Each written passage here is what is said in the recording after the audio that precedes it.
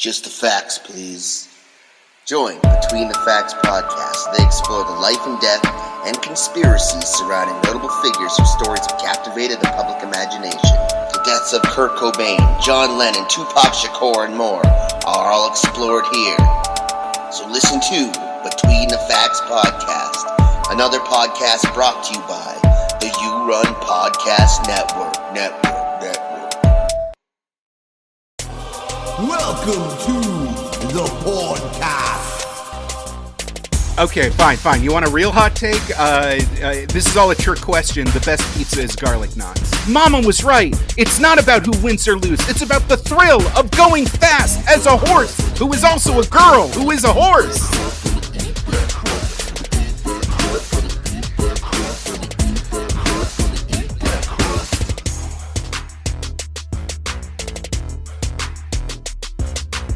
What up, everybody? Welcome to the You Gonna Eat That Crust podcast. I'm your host with the most on the ones and twos. You know they call me Shed Theodore Logan. You know they call me Mount Crushmore. You know they call me Fatback Supreme. It's the host with the most on the ones and twos, Ryan Wilson. And with me tonight, the mustard smuggler himself, the razor blade. Ladies and gentlemen, Seamus Rogers. Seamus, how's things? Doing all right, doing better. I've actually been sick for like over a week, so hopefully my voice isn't too off. A couple of those nights, my body was just like, you're not going to get any sleep, but you're going to cough a lung up all night. And, well, you sound beautiful, man. You sound beautiful. Thank you.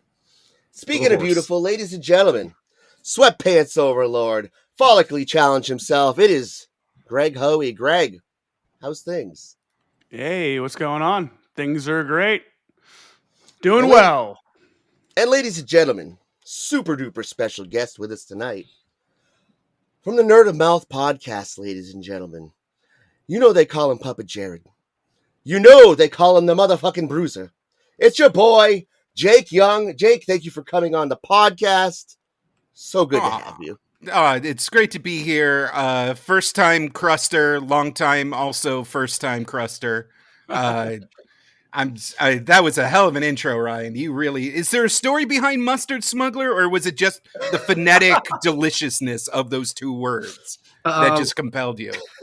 When I was a young boy, I would steal the Frenches out of the refrigerator and go and like drink it outside, and that's kind of where it came from. That's beautiful. That is, and I'm, you're a man of the people. No like fancy Grey Poupon. That's right. Like ethnic mustards. Not even a wasabi. OG, you got to keep it like a child. cheese and mustard sandwiches, Stop! You're making me hungry. Oh. What's that? Supermarket sliced wheat bread on those bad boys? Split top wheat. It was government white. Ooh. Only the good stuff. The big block of orange cheese. How'd you know the name of my ethno-nationalist jam band? How did you? Is this a trick? How'd you know that? Oh shit! Well, ladies and gentlemen, speaking of giant blocks of white bread, Seamus, what is today's show about? Welcome back, crust aficionados and carb connoisseurs, to another deliciously entertaining episode of the You Gonna Eat That Crust podcast. Today we've got a special treat for you.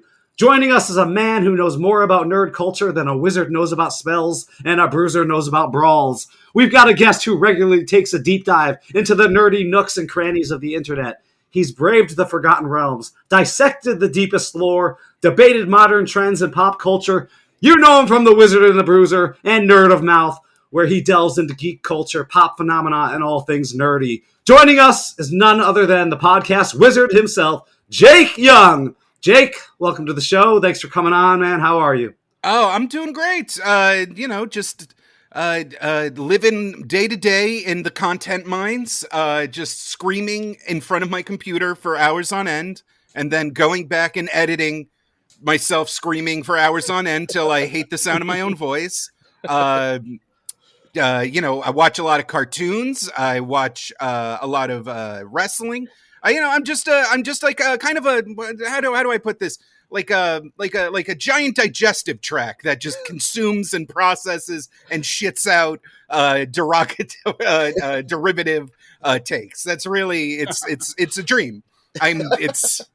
I used to work data entry, so I'm still very thankful that I get to do what I do. Actually, I was just listening to your wrestling episode. It was entertaining. If you could bring back one wrestler from the afterlife, who would you bring back? Oh, Andre the Giant, by all means. I mean, he would be Princess Bride too. Yeah, or yeah. Obviously, Princess Bride too. This is ideal scenario where he's like back at like proper health. Like I'm sure there's no being that would possibly be in more existential agony than a 90-year-old Andre the Giant. Jesus, Yeah, we want him at his prime. When Want him at his prime, proper, pain management, lots of physical therapy. But like that would be the world needs more like affable French alcoholic Supermen just lumbering around. I feel like it makes the world more magical. It's just too bad he didn't have any children, did he? That we know of? Maybe not. We really need Andre the Junior. Yeah, he has a son named Terrence, not so huge. It's really ironic. All right, let's get this shit popping. We got a lot to talk about. Seamus, launch us into the stratosphere. Who were some of your biggest influences growing up, and how have they shaped your career? Oh, well, I mean, this kind of goes without, it's almost too obvious, but growing up, I was standard bullied chubby kid back when schools really only had one chubby kid. Now I'm sure you go to like anywhere in Central Texas and like the fat kids have formed like kind of a majority consensus, and I think the kid that can actually finish the presidential fitness challenge gets like pelted with eggs now, I'm sure. But back then I was the standout. And so it really kind of, I was very self-conscious, very put upon. And it wasn't until kind of 90s chubby snark lords like Kevin Smith, like Patton Oswalt, kind of came into the picture and at least laid out that there was some kind of like acceptance out there by just like pursuing what you love. And so that really was like important for me back in the day. I do remember when I was in college, my parents called me out of the blue because they were driving through New Jersey and they passed by Kevin Smith's like comic book shop. I forgot what it's called, but it's, where he started his podcast empire and all that. And they were just like very concerned. They were like, Jacob, we're in New Jersey and there's this comic book store and there's like a line out the door and they all look like you. Like the same hair, the cargo shorts, the same length, the shirts. It's uncanny, Jacob. And from that point on, I kind of like solidified that like, okay, I am a chunky beardo. This is where these are my people. This is where I belong. A chunky beardo. Well, you'll fit right in with our audience then. Yeah, sure. I transitioned to chunky beardo. I started out skinny in high school, and then I went on a weight gaining program, unbeknownst to me. And then all of a sudden it was like, Ryan, what happened to you? So that's where I'm at now in life. Oh, have you tried just like injecting yourself with fancy rich people drugs? Ooh, no, I'd rather jump off a bridge. No, get the rich people injections. It's great. I'm not a rich people. Oh yeah, no, then die ugly. What's wrong with you? Yeah.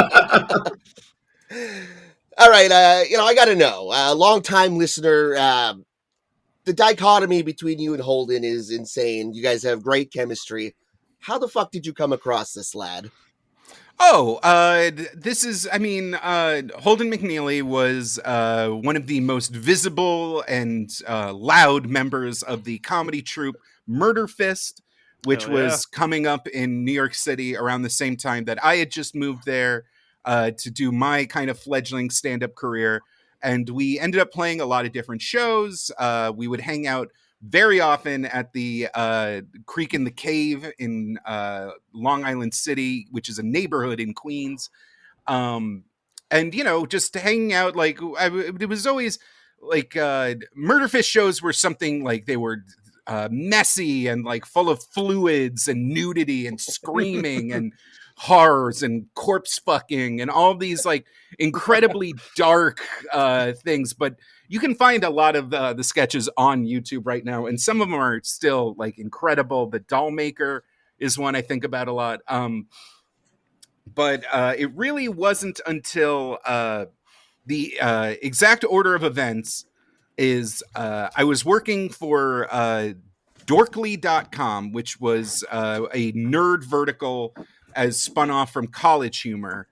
And I was really, really trying to get them to start a podcast. And this was, you know, the Nerdist was doing well, Geek and Sundry was doing well. And it just felt like something we had to do. And this was like, I guess around the time Serial was happening. So like the trend was, and Last Podcast on the Left was also doing incredibly well. So the trend was like, it's not just comedians dicking around, even though the pendulum has swung back wildly back in favor of comedians dicking around at the moment. And I asked Marcus for help. And I was like, can you help me pitch this thing to College Humor /Dorkly? And we put it together. It was, God, I should post on the Patreon. I still have that original pilot. But it was like a breakdown of the history of Sonic the Hedgehog. And we made it. I pitched it. You know, I worked up the ladder. They turned it down. And that was it. And at a certain point, Marcus was like, hey, whatever happened to that thing? And I was like, oh, they didn't accept. And he was like, fuck it, we'll make it. Holden needs a new project because Roundtable was kind of ending. And we recorded the first episode together with Marcus as the third chair kind of producer role. Shit. It was just, magic. Marcus was like, listen, normally we record a bunch of like pilots and like kind of refine the format, but that was good enough to post. And we just like started doing it week after week after week. We became fast friends, and like before we were just kind of coworkers that just kind of, you know, would hang out and like, you know, get drunk and once in a while see each other at like Brooklyn rooftop parties. And it wasn't until we both kind of got linked arm in arm in this shared project that we kind of became fast friends. And you talk to someone for hours and hours and hours for years and years and years, and you get settled into a rhythm. It also helps that Holden is incredibly funny and incredibly good at like kind of pushing boundaries and incredibly good at finding the uncomfortable like little thing to like escalate a conversation. And at a certain point, you kind of learn how to dance around it, and it's really, it's when we're real lazy. Like you can tell certain episodes when we're both tired, and I'm just like, Holden, you can't piss down a baby's throat. Like, what are you talking about? Like, and you're just like, oh, okay, they're kind of phoning this one in, but still. We've all when he is on fire, he is truly one of the most creative and interesting people to have a comedic rapport with. I agree, man. I agree. I've enjoyed every second. All right, Gregoire, hit him with a hard-hitting question. You guys obviously had Wizard and The Bruiser. Now you have Nerd of Mouth. What did the conversation around rebranding the show look like? It was a little bit, it was kind of difficult. We knew we would be upsetting a very dedicated audience that had been with us for a long time. But the fact is we kind of needed to mix things up. We really needed to kind of shift what we were doing. We had done the book report week in, week out to the point where, it was almost 10 years straight of like, this high stress kind of race to the finish line. Like up until the last few episodes, I would be, poring over notes, double checking articles, scrubbing through old magazine articles at archive.org. And it was just getting really hard to manage. We were all doing different projects on top of Wizard and the Bruiser. So like it was hard to like take the full time to dedicate. And it was a matter of kind of just being like, all right, we don't think, and Marcus was involved with all this process. Like, we don't think Wizard and the Bruiser is going to have this big explosive breakout moment this late in the game. So we gotta change something up. We gotta like kind of split the responsibilities. And Mike is one of my old Mike Lawrence, inaugural Comedy Central roast battle champion, writer for stage and screen. Was like one of my oldest friends in comedy. He was kind of the first friend I made in New York. We had been doing open mics forever. We've been like with each other for all the triumphs and defeats. And it was always, we had done the original Nerd of Mouth together as well. So like when Marcus was like, I want to get Mike involved, we were like, fuck yeah, let's do it. Like that kind of sealed the deal for us. When all was said and done, it was risky. Obviously, a lot of fans kind of made known that we had become a very reliable part of their lives, and switching it up was not like what was in their immediate interest. But as we've continued, people have been really supportive. We've kind of found our groove. If you listen to those first couple episodes, they're very open-ended. And now we've kind of more focused in on what I would call kind of a hybrid, where we are doing a little bit of research. We are giving a lot more context. We are telling a bit of a story and then opening it up to our own discussion. So I think I'm very excited for the future. I'm very happy to keep working with Holden and Mike. And I'm so glad I get to keep doing it. Hey, nice. I was a fan of The Lasso of Shame as well, too. I don't know if you guys are got rid of it. I said it on the podcast. My own father called me and was like, "Why are you admitting this stuff? We're trying to like." I was like, "It makes us relatable," and it's like, "No, it makes you sad." Stop. And Mike hates the Always Sunny in Philadelphia second season. Come on now. Well, that's the reason we had him on. We need strong takes. We need people to go against the grain. We need the contrarian. All right, Seamus, kick it off, baby. Well, so you have a huge catalog of episodes under your belt now. I mean, what do you guys have? Over 500 episodes? That is, I believe, the right amount, yes. Is there an episode that totally changed how you feel about a specific intellectual property? Ooh, that is an interesting question. Almost like a lot of, I mean, yes, obviously the answer is yes. Starting from the very first one, that first Sonic the Hedgehog episode that we started the entire run with, part of what made this format so addictive was the fact that like you take so many things as given in pop culture, especially childhood nostalgia stuff, because you were never privy to any of like the greater cultural trends or behind the scenes business decisions or anything that would like make you question why a blue hedgehog in red sneakers would be the most infatuatingly cool thing you've ever seen. And kind of going back and learning about where Sega was at that point, the influences in the original documents when they were pitching the character, and how that evolved from like, he's like Bugs Bunny, but he fucks, or like fast too. He's like Michael Jordan and Michael Jackson, but also Mickey Mouse. And they're just like trying to hone in on this creature of like preteen id that would just like captivate America. Some of my favorite stuff is when we go into something that I have genuinely no experience with, and I'm just like I'm going in kind of like, what the fuck is all this? And I'm thinking of the Fate Stay series was a recent one where, you know, you see the memes, you see like the mobile games, you see Great the anime. waifus, all the different animes, and finally actually like getting into it and going from like, this is all just anime noise to like, oh no, the what was it? The Holy Grail games have so much on the line, and just how this small company like Type Moon could build an empire off of what should be the most like insularly weird concept for a visual novel. A lot of stuff. The robot. Now I'm just scrolling. I went to our Spotify page and I'm scrolling.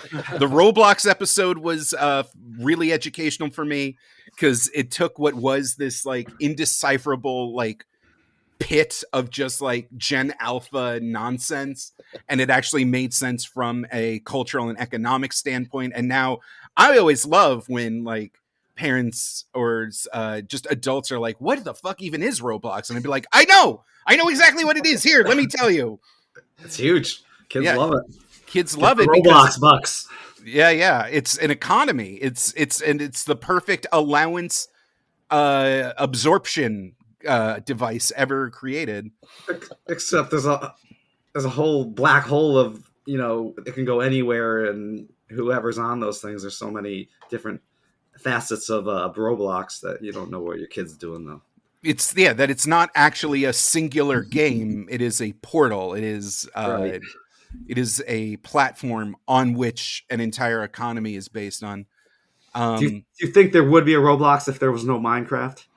Yes, we did. We talked about it in the episode, but Roblox and Minecraft kind of emerged what's the parallel to each other, each picking the cubular format for different reasons, but they absolutely would have still existed.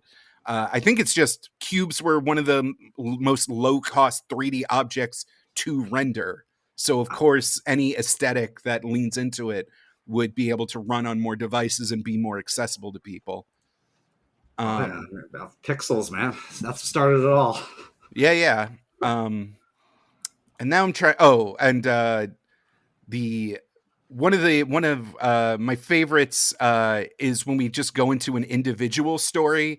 So the kind of the twin sun and moon of Nicolas Cage and Keanu Reeves, who are each the same age, each like weird actors that like kind of use their everyman nature to rise to prominence in like 90s action movies, and whose like personal legends like elevated them to meme territory, gives each of their episodes and each of their journeys. Like it makes them true. It makes you truly appreciate like these unique talents and unique individuals on a whole new level.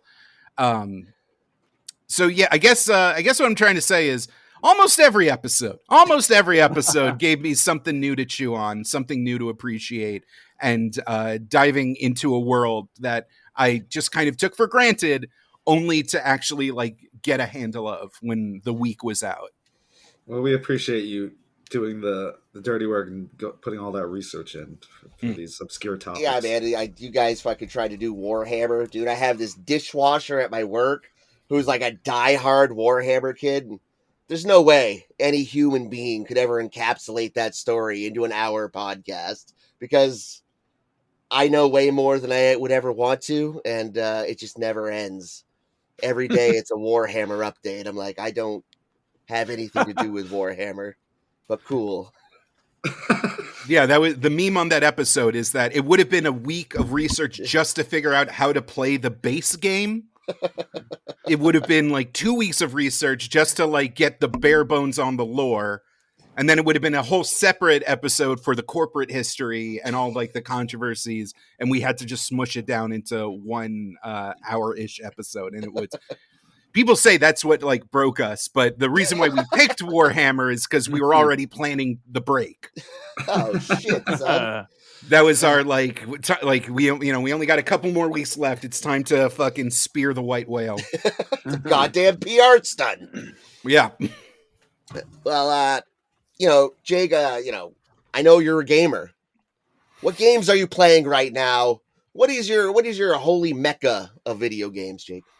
That is So I don't know how Holden does this, but he games more than I do, and he has a child, which I find so impressive and scary at the same time. But I feel like one of the things that I've kind of grown to appreciate is that there's like tiers of game, or like engagement tiers, like the level you are like fully physically and mentally capable of giving.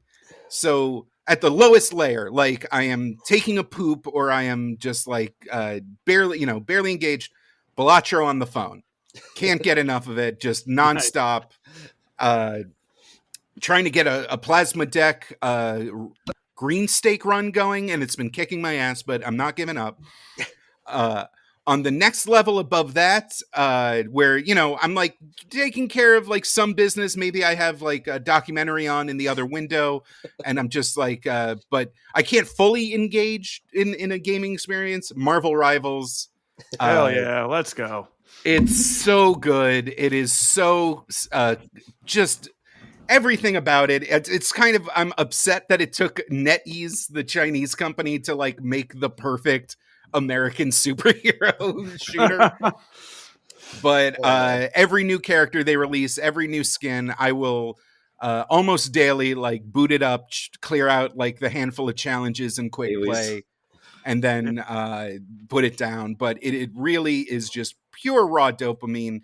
The not only just the way that they've like interpreted all these Marvel characters, but the way they've like been slavish to kind of the different lore. I mean, they had Malice. They had a Malice skin for Invisible Woman. Like, what are they even? Who is the? I mean, I know who it's for. Horny weirdo. Top seller. Yeah. I know Blizzard's kind of a sketchy company, but did you get into Overwatch at all?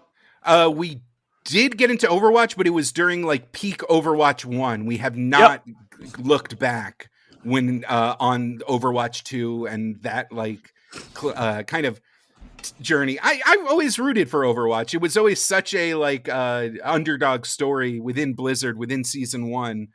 And the way they just kind of like, that team has just been ground into the dust, and all the original kind of creatives kind of got spooked away by Bobby Kotick, and that Marvel Rivals feels more like original Overwatch than Overwatch does right now. No, I agree.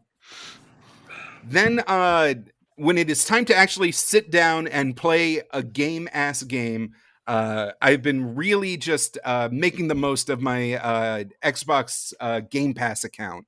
Perfect. And so I've been playing Indiana Jones and the cool ass circle. I forget what it's actually called.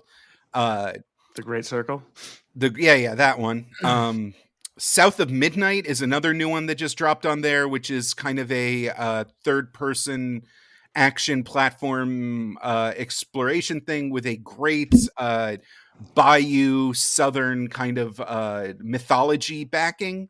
It's kind of like Gears of War, but instead of Apollo and Artemis and Valkyries, you're fighting like all these bayou creatures and haunted gators and all that. It's very well done, and it's relatively short. Like I'm almost about to see credits, and I think I put in like 10 hours in, all said and done. And I just got into the blueprints last night, which is I can barely describe this thing, but it's kind of a roguelike puzzle board game thing. If you have a chance to take a look at it, it is very different, but very just like compelling. You're not fighting anything. You're not punching anything. You're just operating in a randomly generated manner, trying to solve just make your way from one end of a mansion to the other. And it's the kind of a game where you need like a notebook next to you to like keep track of all the little fiddly stuff. Yeah, I just saw some guy on a video saying it was potentially Game of the Year this year. That's, I mean, I still have to give it a little more time, but I definitely was like, let's see what all this is about, only to go like, oh. Damn, I'm intrigued. I'm playing Indiana Jones right now as well because it just came to PlayStation, and it's really tight so far. It's insane how, like, it's games like that where people are like, I want smaller games with worse graphics that cost less to make. And then you see a game like that and you just like all the money on screen and you're just like, fuck. Yeah, it's Fuck, beautiful. maybe. Yeah, it's you're playing an Indiana Jones movie. It's uncanny. Fantastic. Greg, I think you're up next. Hit him with a big one. Wait, what are you guys playing? I want to know who I'm talking to here. These random crusts in the void. I don't know. Well, I mean, I'm going to start. I feel like I'm ready. I feel good about it. Well, let's see. Right now, the wife and I have about 600 hours in Diablo 4, so we're waiting for that new season to drop. And in the meantime, we were playing Path of Exile 2, and motherfucking right now we're playing Borderlands 3 and Overcooked. Ooh, oh God, Overcooked is one of those games that like people keep, because I'm always like trying to find a good co-op game, but also like a good co-op game that won't result in you and your loved ones screaming at each other in abject frustration is hard to find. I've always been scared of Overcooked for that reason. I think if your what about relationship, Split Fiction? I haven't given it a whirl. That. I think if your relationship can survive Overcooked, you can survive anything. And I highly recommend Split Fiction, especially to play with a loved one or, even someone you just kind of like. A hated one. I just picked up the Oblivion remaster, and I'm like, why did I do this? I don't have time for this. I'm not getting involved in this again. I probably put 100+ hours into it back in the day. I'm like, I can't do this. But I'm glad I contributed to their money. Yeah, Bethesda really needed your help on that. Yeah, right. I booted. You let me download Starfield, but here, just take my money and let me play this game I've already played before. I booted it up in cloud mode because I didn't want to commit the 150 gigabytes or whatever to it. And within the first 40 minutes, I was like, I ain't got time for this. What am I doing? This is not exactly. Yeah.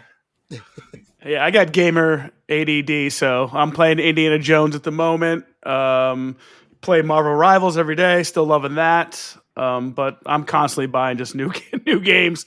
I loved Astrobot, Game of the Year Astrobot. That was a good game. And I don't know. I love everything. I love rogue games, survival horror, all that shit. Still trying to finish Kingdom Come 2. It's an amazing game, but I get lost in the minutia of side quests, and then I never finished the main quests. Wait, Greg, who do you main in Rivals? I'm a healer, pretty much. So I use Rocket a lot, but I know all the healers, and I can play a little DPS. Nice. Horrible with tanks or the Vanguard where they are. It is thankless. It is frustrating. It is the game actively punishes you for playing it.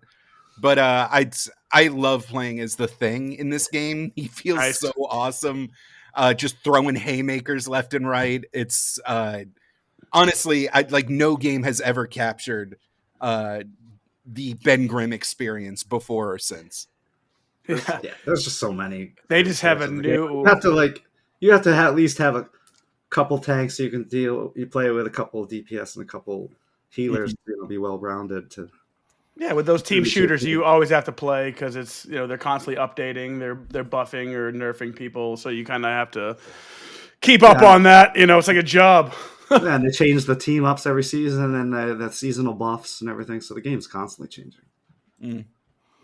Super duper. All right, Greggy Pooh Bear, what you got, baby? Oh, so did your background in improv influence your choice to become a podcaster?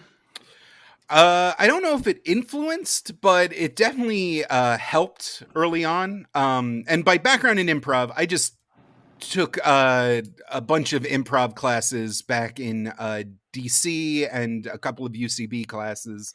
But it is fundamental to just that yes and mentality and kind of trusting your own intelligence, kind of playing to the height of your capabilities, listening to people, kind of building off of one another. I know Holden's background in sketch and Henry's background in sketch were really helpful for what they brought to their podcast game. And honestly, if you've never taken a class or if you've never tried it, it can be cringy. It almost assuredly will be cringy, but kind of getting past that muscle to just let yourself be cringe, let the cringe wash over you and learn from it is also incredibly helpful. Nice. Whenever a kid calls me cringe, I'm like, that's a space I exist in. So. I was born in it. Molded Now, by it. do you feel like you've given so much money? Like every time I hear like comedians talk about improv classes, I know like UCB like keeps on like offering here's the next level. Oh, and here's the next level after that. So you're just constantly like funneling money. Did you ever feel that way with taking improv classes? Honestly, like I had done it so long ago that UCB was still kind of an upstart. It wasn't the like go-to central casting funnel, and then it became kind of a prerequisite grad school for people trying to get comedy acting gigs. So it wasn't that big of a financial burden back when I did it. So I don't know what the cost benefit would be now. But there are smaller theaters, there are smaller groups, local groups still, like the fundamentals of just like walking in without a plan and just kind of finding the game of a conversation, finding the beats in a series of events and just kind of moving forward is very helpful. Like you don't have to go UCB who even still does it anymore? Was it Second City as well? Yeah. Now, so UCB, are anyone from UCB like involved with UCB, or is it just they're borrowing their name kind of? I mean, I assume, all those people are still like technically the owners. I know Matt Besser still does the Improv for Everyone podcast. So I don't think I don't think you can actually, sit down and take a class with Amy Poehler anytime soon. Yeah, but I would say that they weren't involved back in the day when you were like they weren't there. At least is what I'm asking.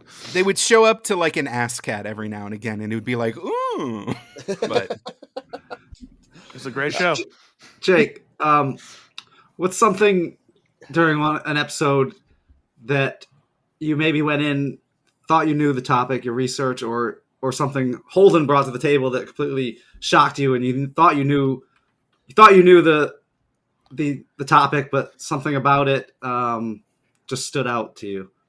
Ooh, definitely the Lord of the Rings episode was something that I walked in being like, yeah, I got this. Like I read the books when I was, 11 and I watched the movies. That's definitely, I felt way over my head in the actual minutia and timeline and Mr. R.R. Tolkien's kind of journey to creating the series. I was completely in the dark about. Mystery Science Theater 3000 was one we did that I was like, I know what this is about. And the actual story of how, where are they? Minnesota? Yeah, I think those Minnesota weirdos kind of built this tiny little fiefdom from public access scratch was like another thing that I was like, oh, there's so much more going on. Sort of what you're doing with the Star Trek episodes? Are you kind of like commenting over like in a Mystery Science Theater way? Oh, yeah. On the Patreon, we are doing a watch along of Star Trek, the original series. And, having watched, just been familiar with the franchise for so long, but never actually going in and watching each individual episode, like, has been really enlightening. And because it is so goofy, it is so rife for commentary and joking around. Just the way the show is paced, there is like kind of more quiet moments to linger. There is just such bizarre creative choices happening all over the place. And then like kind of, and then every once in a while you hit an iconic moment and you're like, oh shit, that's Khan. That's like, fuck. So it's kind of like mocking and witnessing history at the same time. Doubly funny because they took it so seriously too. It's like, oh yeah. Let's see, where we at? All right, I watched my fair share of anime back in the day. There's too much to keep up with now, so I kind of like sidestepped it. I loved your episode on Berserk. Pretty much taught me that all. All your anime episodes basically said all mangakas have very sad, tragic lives. But the big thing that stood out is, why is anime just so goddamn horny? So the that is a great question, and as a white man, I feel incredibly well equipped to comment on an entire society that I am not a part of. But part of it is just the country itself has always been more cavalier about like nudity and sexuality. In a way that even like early Portuguese like pilgrims and missionaries would like show up on the shores and just be like, Jesus Christ, nobody's wearing pants. Fucking, there's titties everywhere. What the hell is that? Why is that gardener naked? Yeah. They're just whipping it out in the streets and bathing each other. What the fuck? So the kind of just the baseline level of like propriety and hangups is like kind of missing. Second of all is just, this is an art form that has been just like streamlined for maximum dopamine. It's to the point where like, if you are creating a female character and you don't give her gigantic bosoms, you're just like leaving money on the table. You're just like what, like they're drawings, just like draw the boob bigger and you will make more money. And that creates kind of an arms race where like everything is kind of, and the core audience for anime are these like, teenage boys or preteen boys. So they're at an age where sexuality is kind of imbued with the most mystery and power and compellingness. And the authors that can most kind of accurately hone in on the like heart flutter moment of a girl you have a crush on grabbing your arm and you can like feel boob meat through your shirt is like, that's something that just was not really acknowledged in Western media for a very like still. So the culmination of all of these things means that like, whereas, in the West, you have a cartoon like Jellystone or a regular show or Adventure Time, which actually Adventure Time does have a lot of anime influence now that I'm saying it out loud. It does, yeah. But it's if you're going from there to an anime, all of a sudden you're just like, there is palpable horniness, just like horny particles just diffused throughout the entire experience that honestly feels alien out from an outside perspective. The Japanese are unapologetically horny. The Japanese are unapologetically horny and have been fine-tuning in a kind of Darwinian combat pit for 70 years how best to communicate, portray, and capitalize on horniness. So saying, basically you're saying, if you build it, they will come. Literally. Hey!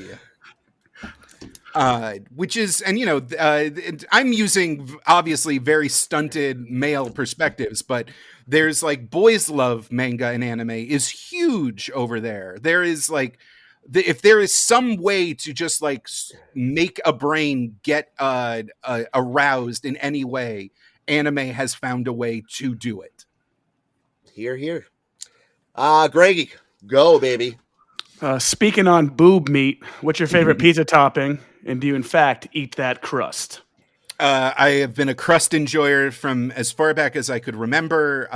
Honestly, I go for the crust. That's how you can tell how good the pizza is. Because if the crust isn't tasty, then like you're already, you're dealing with an inferior product.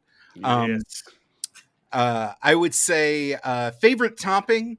Get crazy with it, Jake. There's no limit. How many toppings do you want? I will say I do enjoy this. This might be controversial, but say it. I know you're going to say it. Say it. Don't put fruit on there. If you a combination of a sharp, salty topping, whether that be anchovy, prosciutto, even like a sharp cheese like a gorgonzola or a feta, counterbalanced with a pineapple is the most elite combo.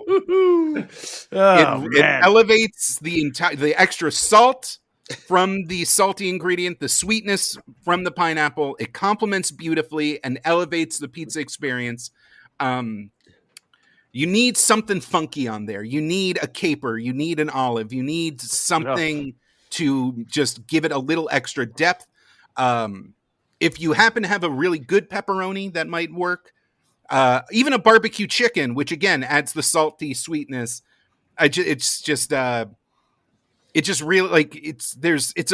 makes pizza a whole different tier. I love me a Papa John plain cheese.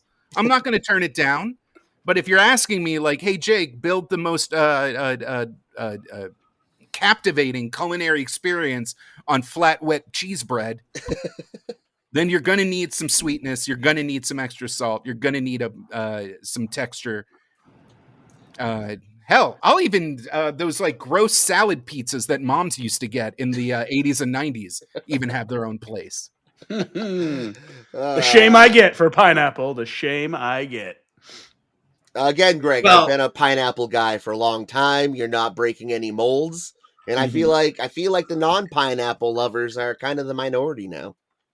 Well, we didn't bring Jake on here for his take on pizza, anyways. So. What? I thought that was the whole thing. No, I'm sorry. I can eat pineapple on a pizza. I just don't think it brings anything to the table.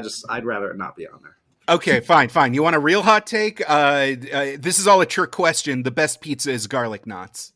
Okay. Damn. I don't disagree. So he does like the crust. He's all about the crust.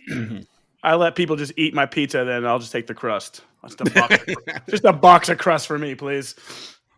All right, Seamus, go ahead.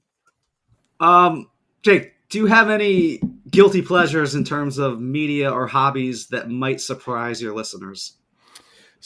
I don't know. I have left so much on the table. I have really laid it out. Every single weakness, every single shame. I've talked about getting into shitty phone gotcha games back in some episodes. I've talked about all the weird anime waifus I've had crushes on when I was a lonely teenager. I guess in terms of the most embarrassing thing recently is me and my partner have been watching the new season of, I hope I can pronounce this right, Uma Musume, which is the anime girl. I don't even know if this is too shameful to. Okay, it's the horse girl anime. All right, man, no judgment here. Imagine a world in which famous racehorses are reincarnated as teen anime girls who live only to put on idol concerts and race against each other on horse racing tracks. And there are horse girl academies and horse girl circuits and horse girls helping and undercutting each other, all to follow the dream of being the best horse girl. And when I say horse girl, maybe you're imagining some kind of horrifying centaur creature or a minotaur. yeah, maybe a minotaur. No. These are just anime girls, but they have horse ears sticking out the top of their heads. That is the only distinction. And within the newest season, I believe it's called Ume Musume, Cinderella Gray, a upstart young horse girl from the wrong side of the tracks is entered into the most prestigious horse girl academy. And she is running into the fact that despite her singular vision of just feeling the thrill of the race, she is now competing with the underground world of trainers and favoritism, and is kind of having to grow up real quick and if she wants to keep her dream of running fast as a horse girl. Do they allow jockeys to ride them? No, there is no. So what is? I almost want you guys to bring up a trailer or something. I could look it up. Are you all on computers? Can you talk What's while it called? Open? Uma Thurman, Musume, M-E, Cinderella Gray. The way, so here's the real kick is this is this is all the actual moneymaker for this franchise is it's a waifu game. I've never played the waifu game, but it's the thing where you are, you want the horse girl with the highest stats. So you drop like, I don't know, thousands of dollars probably when all is said and done in gacha packs. So the anime has such a super high budget because they just want you to download the game and collect the horse wives. Do you get to build your own horse girl? I don't think so. I'm not going to touch it. It's just this ludicrous thing that should not exist. It couldn't exist, but like there's so much love and spectacle in just, again, these girls in pretty costumes just going balls to the wall, like sprinting in a circle. That's their training. Yeah, there's no. These are the races. It's like a sports anime. It's like the Mighty Ducks, but instead of hockey, it's horse girl racing. And the whole world, like all of Japan, is like nobody can. It's like Pokemon. Like everything revolves around like, hey, did you see the horse girl race today? Like, yeah, I hope my favorite horse girl wins. Like, oh, this horse girl race is like going to mean a lot for the future of horse girl. Like, nobody talks about anything besides horse girl race. Do they have normal names, or are they like? No, they all have. Yeah, no, it's all Fusaichi Pegasus, Little Skipper, Bing Bong the horse. It's none of them have normal names. No. Who's the Gordon Bombay of horse girls? The reason why I started with this one is apparently this is like a good entry point for the universe. Like it's kind of a spin-off story. You don't really need to know what's happened in the previous series. Also, the production values are super high. Like I have it's like movie quality animation on some of these horse races. And that, I don't know if you're familiar with sports anime, but like they'll like really dramatize like I'm trying to, bounce pass. That's right. The secret to a good bounce pass is to like head fake to make it look like you're not like passing to the person you're passing. So like there'll be moments where it's like, wait a minute. This is a dirt track, and on dirt tracks, you need more forward momentum on your ankles instead of your knees. And like, then the like lightning effects and all the like anime spiritual fire will start like going off. People will have like epiphanies about their childhood mid-race and just be like, Mama was right. It's not about who wins or loses. It's about the thrill of going fast as a horse who is also a girl who is a horse. You got me sold. I need to know more. It's available on Amazon Prime. Reminds me of the GFL, Scott Sigler. Like, So some of his like, he has his own like sports center in the books, kind of like, and he's got like aliens commentating on the Galactic Football League, and that's just some of my favorite parts. This is a fake sports center like moments. It's an amazing series. Yeah.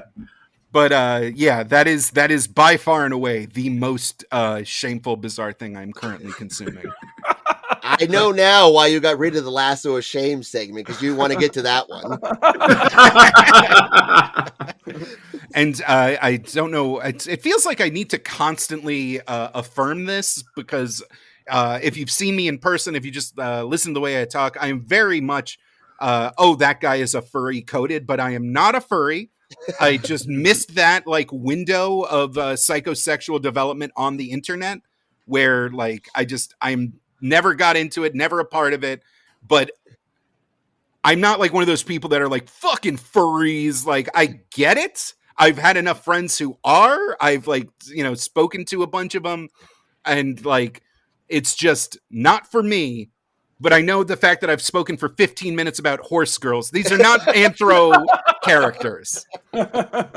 It's cool, man. Part of the absurdity is how of course, these girls are horses, and they're just like human women with like ears. Yeah, the trailer they're a looks wild. different class of citizen. This world is like, because it's not that all girls are horses. No, we would never say that anyway. And there are no horse boys. There's no horse boys, all horse girls are girls, and I haven't seen, at least in this series, any horses, which again leads so many questions about how like. Yeah. Oh no, wait. Was that a Crust reference? Are you dropping some Garth Ennis on me right now? They spawned from Sarah Jessica Parker. Hey. Oh wow, that was delightful, man. But the people really want to know is which Ninja Turtle you most identify with. I have been routinely shamed for this. I feel like society has moved past this, but back in the day, this was a fairly straightforward answer. But I am still a Raphael believer. Ooh. I like him. He's sarcastic. He's quippy. He's quick to anger. He is proficient in violence. And the fact that he has been just so thoroughly, I believe it's the Worf effect, where someone's supposed to be the heavy, but the end result is they just get their ass kicked so immediately to prove how important and powerful the bad guy is that like it makes them ineffectual as the heavy. It's a great turtle. But he doesn't talk about his feelings. He doesn't talk about his feelings, and he resents his older brother who does too much homework. And that's why there's BetterHelp. BetterHelp's a revolutionary. Oh wait, wait. I was like, I was genuinely impressed. Thanks, man. I'm all about the Segway, not the little shitty scooter thing, but an actual Segway. All right, we'll just ask you a few more, man. I know, you got horse shows to watch and shit. I'm all caught up. I got sick. All right, Greg, go ahead. Yeah, what was your experience like on the floor? Oh, it was maybe the most intense week of my adult life.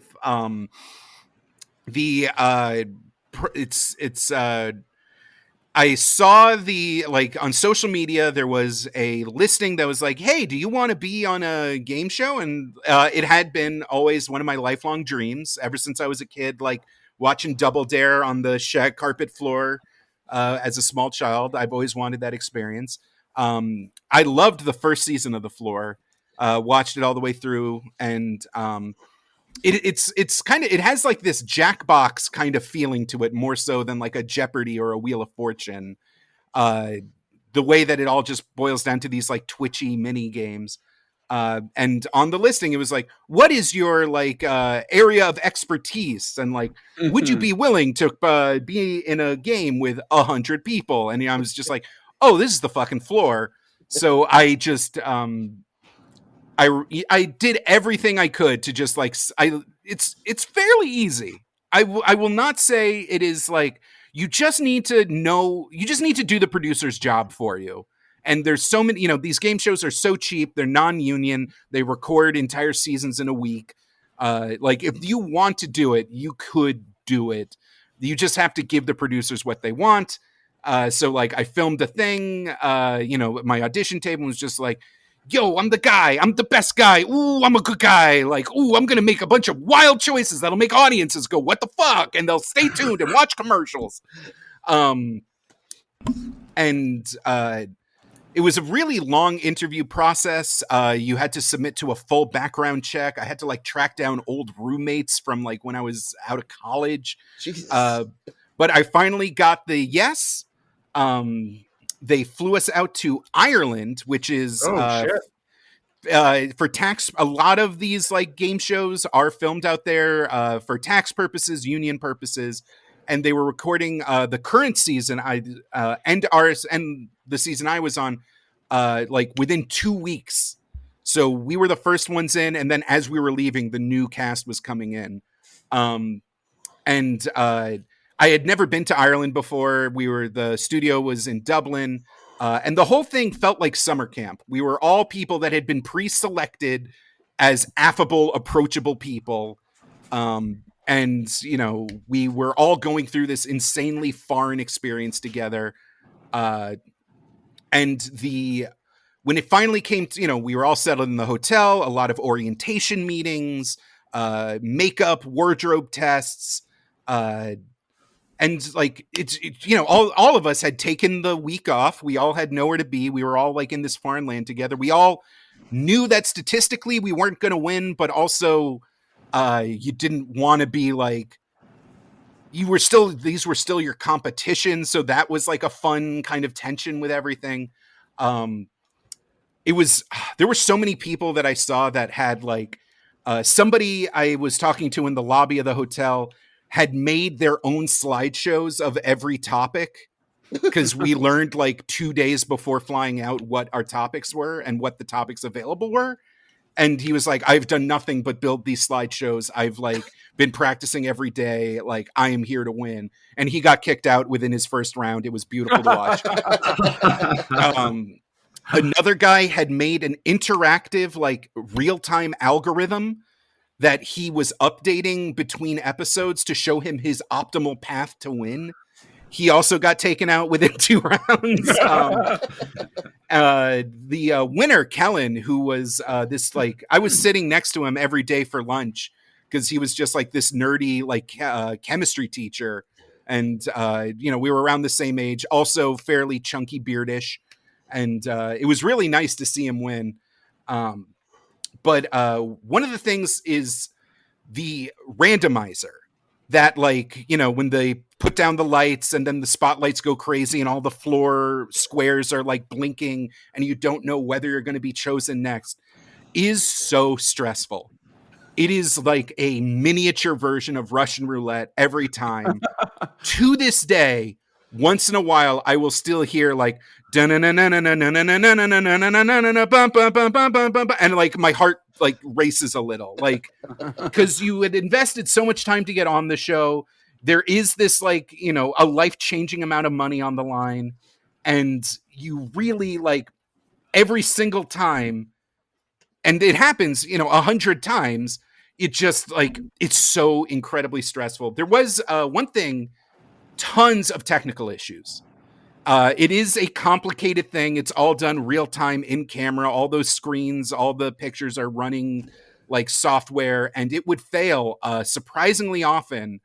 And so if you're watching and you see like somebody just like they're killing it, and then like out of nowhere the energy changes and they're kind of just like loopy or whatever, it's probably because they were just standing around for like 2 hours while they tried to reboot the system. Oh man. Another thing is the judges are all doing this in real time, and they're all underpaid, and they all have they aren't experts in 100 categories. So like when you're like, weird, why did that answer count and the other answer did it? It's because some underpaid, overworked production assistant in Ireland had to make like a gut call and fucked it up. In my episode, which I was technically in 2, but I choked in the second one. Turns out I had COVID, but we're not going to talk about that. In my episode, they actually chant for me at the end. They're like, Jake, Jake, Jake, Jake. And that's because I went on a populist ass Bernie Sanders rant in front of Rob Lowe, talking about like all the shit we've been through. And like, I really went like full network on Rob Lowe, because he was like, what are you going to spend the money on? And I was like, well, you want the real answer, Rob? It's like every single person on that floor right there has like bills to pay. They're paying too much in rent. They got a mortgage they can't afford. They got healthcare costs that are like eating at their souls.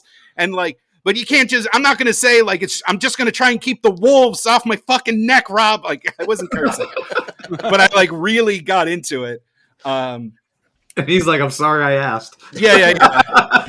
I really wanted, like, I knew I wasn't going to win. Statistically, you're not going to win.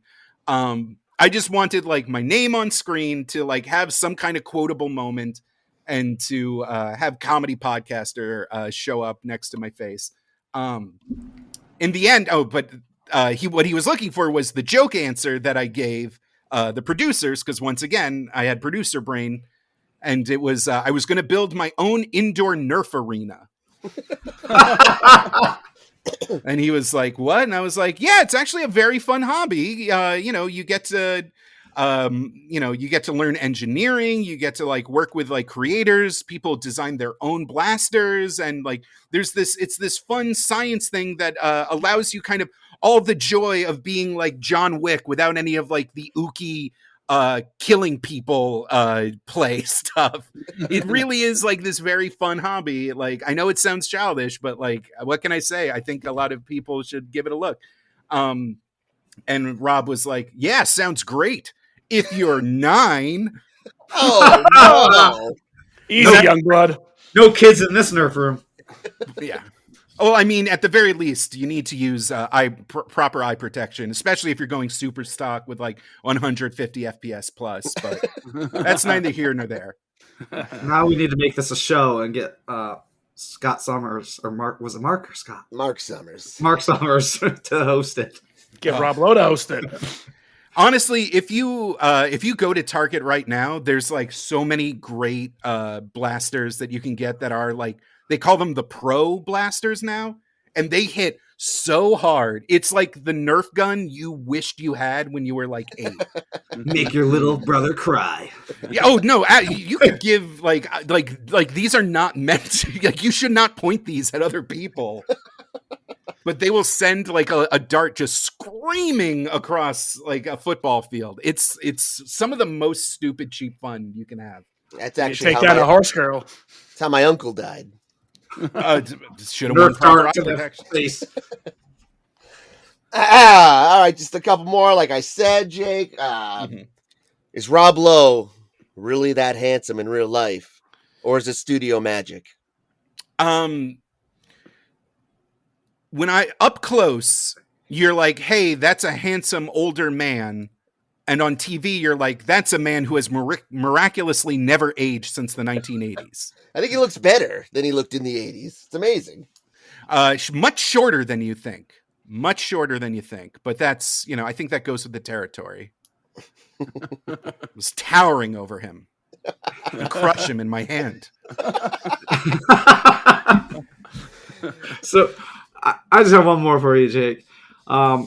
If you could give one piece of completely useless but entertaining advice to your listeners based on something you've learned from podcasting, what would it be?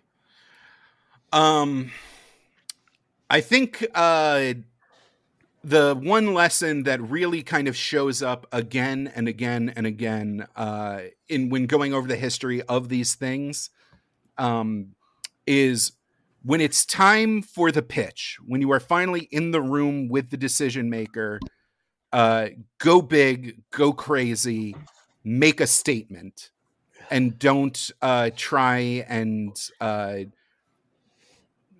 like scale back or do anything that would like you think is proper. Like, give the full fuck yeah, balls to the wall vision in your heart. And at the very least, if you are lucky enough that the decision maker in there is gelling with you enough to like see it, that's the recipe for success. Whereas if you're just like trying to just like, I don't know, be a people pleaser or a teacher's pet or give them what they think they want to hear, you'll just like be more noise to them. Just be you, put it out there, and apologize later. Just be there, just be you, put it out there, put the work in. Like, give them something, give them an angle, give them something to remember you by. But whether it's, I think constantly of SpongeBob, I think constantly of The Nightmare Before Christmas. There's just so many ways where when it came time of, is this thing going to happen or not? When it came down to like the money people in the room and the creator with like a new, different idea, the creator just did something to make them stand out. They did something above and beyond, and they like pushed more beyond just a slide deck and a like, well, according to our data, 11 to 14 demographics would appreciate the cast of characters. Damn, that was deep and poignant. Thank you for that, Jake. The last thing I have to ask you is, can I, in fact, stop whizzing now? Because my urologist is very concerned.